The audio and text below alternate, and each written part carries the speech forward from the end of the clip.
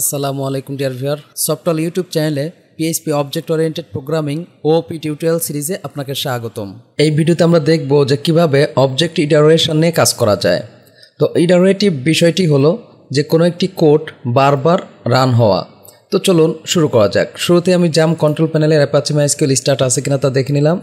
এক্সপ্লোরারে click করে htdocs-এ PHP ওপি tutorial নামক একটি ফোল্ডার তৈরি করা আছে। ফোল্ডারটি অলরেডি আমার সাবলাইম টেক্সটে লোড করা আছে। তো এখানে আমি একটি ফাইল তৈরি করি, নাম দিলাম object iteration dot PHP control S save.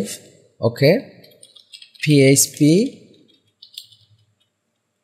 Class software public name assign, আমি বললাম এখানে সফটওয়্যার। এরপরে আমরা পাবলিক টাইপ অ্যাসাইন আমরা এখানে নিলাম চ্যানেল। পাবলিক কোর্স অ্যাসাইন আমরা বললাম পিএইচপি এইচটিএমএল সিএসএস ওপি ডাটাবেজেস। ওকে, সেমিকোলন। এখানে আমরা একটু প্রাইভেট নিয়ে রাখি, আমরা বললাম ফোন, জাস্ট একটা কিছু আমরা এখানে টাইপ করলাম। এরপর আমরা বললাম প্রোটেক্টেড ইমেইল, এখানে আমরা বললাম abc@gmail.com কন্ট্রোল এস। ওকে, এখন আমরা একটি মেথডের ভিতরে এই যে আমরা প্রপার্টিগুলো তৈরি করছি এগুলোকে আমরা লুপের মাধ্যমে আইটারেট করব। তো সেটা কিভাবে? প্রথমে আমি একটি মেথড নিয়ে নেই, public function display. Okay, eco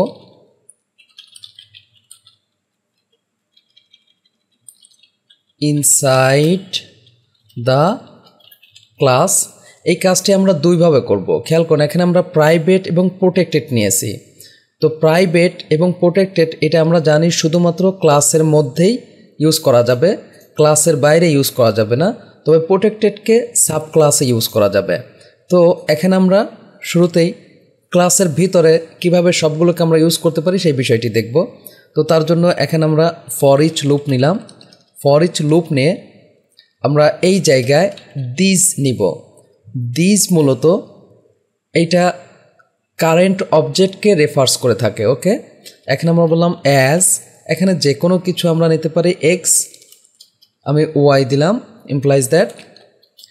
তো এক্সের ভিতরে আমার যেই জিনিসগুলো আসবে সেটা হচ্ছে যে এই যে আমাদের প্রপার্টিগুলোর নাম আছে এই নামগুলো এক্সে আসবে, আর ওয়াইতে আমাদের ভ্যালুগুলো যাবে। যদি শুধুমাত্র ওয়াই নিতাম তাহলে ভ্যালুগুলো ওয়াইতে যেত।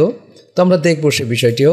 তো এখন যদি আমরা শুধু এই প্রপার্টিগুলোর নাম দেখতে চাই, আমরা একটু আগেই শুনেছি যে এক্সের ভিতরে কি আসছে প্রপার্টি এবং ওয়াইয়ের মধ্যে আসছে ভ্যালু। তাহলে এখানে আমরা বলি ইকো এক্স, আমি এখানে একটি বিআর রাখি। ওকে, এক্ষেত্রে শুধুমাত্র আমরা প্রপার্টির নামগুলো দেখতে পাবো। তো আমরা অবজেক্ট তৈরি করি, বি অ্যাসাইন নিউ, আমরা বললাম সফটওয়্যার। ওকে, বি জাস্ট আমরা এখানে ডিসপ্লে বলবো।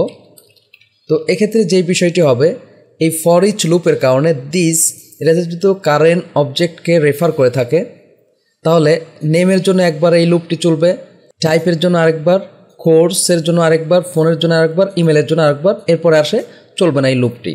তো আমরা এখন ডিসপ্লেতে কী কী দেখতে পাবো? Name, type, course, phone, email. তো চলুন আমরা ফাইলটি রান করি। লোকাল হোস্ট ওপি টিউটোরিয়াল অবজেক্ট ইটারেশন, এই যে দেখুন name, type, course, phone, email, অর্থাৎ শুধু প্রপার্টিগুলো নাম দেখতে পেয়েছি। কেন? আমরা অ্যাজের পরে দুইটা ভেরিয়েবল ইউজ করেছি। প্রথম ভেরিয়েবল আমরা কি রেখেছি? আমরা জানি এখানে কিওয়ার্ড বা ইন্ডেক্স থাকে, তাহলে অবজেক্টের ক্ষেত্রে আমাদের এই প্রপার্টিগুলো নাম আসবে আর ওয়াইয়ের ভিতরে এই ভ্যালুগুলো নাম আসবে। তো এখানে যদি আমরা ওয়াই দেই তাহলে ভ্যালুগুলো নাম আমরা দেখতে পাবো। এই যে দেখুন, এই যে সফটওয়্যার থেকে সবগুলো ভ্যালুই আমার চলে আসছে। এখন আমরা যদি দুইটাই দেখতে চাই তাহলে এখানে লিখতে পারি এক্স, আমি একটু কনক্যাটিনেট করি, সাপোজ এখানে ইকুয়াল দিয়ে দেই, আর এখানে আমরা ওয়াই বলি।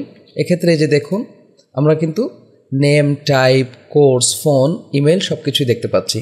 তো এইটা তো ছিল ইনসাইড ক্লাসের ভিতরে। এখন আমরা দেখব এই যে আমরা অবজেক্ট তৈরি করেছি এইটাকে কিভাবে আমরা লুপের মাধ্যমে আইটারেট করতে পারি।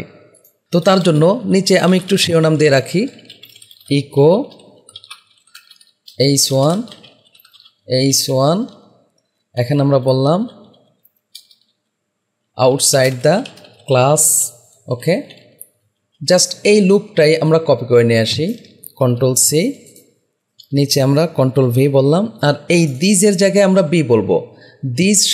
দিজ ইউজ হয়ে থাকে ক্লাসের ভিতরে, মেথডের ভিতরে, আর যেহেতু এটা অবজেক্ট বি নামক তৈরি করা হয়েছে, সুতরাং এখানে আমরা দিজের পরিবর্তে বি দিব, Ctrl+S।